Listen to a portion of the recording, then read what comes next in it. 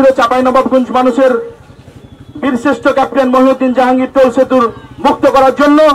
আজকে আমাদের যে দাবি নিয়ে আজকে আমরা মাঠে এসেছিলাম, ধন্যবাদ জানাই বাংলাদেশ সেনাবাহিনীকে। তারা আমাদের বর্তমান অবস্থায় অস্থায়ীভাবে তারা যতদিন আমাদের এই দেশ পরিচালনার জন্য এখন মাঠে আছে, সে কয়েকদিন শুধু আমাদের যে দাবি ছিল 2 চাকা এবং 3 চাকার যানবাহন মুক্ত, সেই দাবি সহ আজকে চাঁপাইনবাবগঞ্জ বীরশ্রেষ্ঠ ক্যাপ্টেন মহিউদ্দিন জাহাঙ্গীর সেতুতে সকল প্রকার যানবাহনের টোল মুক্ত করেছে।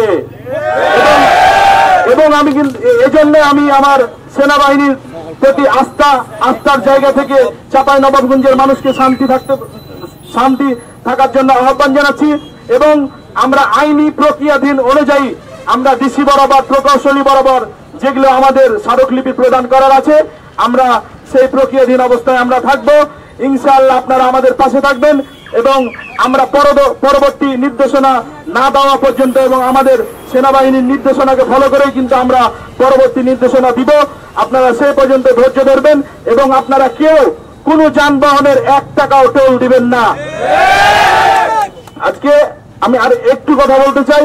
আজকে আমরা ছোট একটা, যেটা আমরা জেনে আছি যে অনেকে আমাদেরকে কমেন্টস করেছেন যে ছোট দলের বড় নেতা। ভাই, আপনাদেরকে বলতে চাই, আপনারাও ছোট দলের বড় নেতা হয়ে এরকম সাহসিকতার সাথে গরিব মানুষের পাশে দাঁড়ান।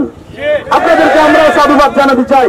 আজকে এখানে আমাদের অনেক সাংবাদিক ভাই আছে যাদেরকে ফেসবুকের মাধ্যমে কটাক্ষ করা হচ্ছে। ভাই, তার জায়গাতে এসে আপনি কটাক্ষ করতে শিখুন। তো ধন্যবাদ। আজকে সকলকে এই অবস্থান থেকে শান্তিপূর্ণভাবে বাড়ি ফেরার জন্য অনুরোধ জানাচ্ছি। এখান থেকে আমাদের আজকে কর্মসূচি স্থগিত করা হলো।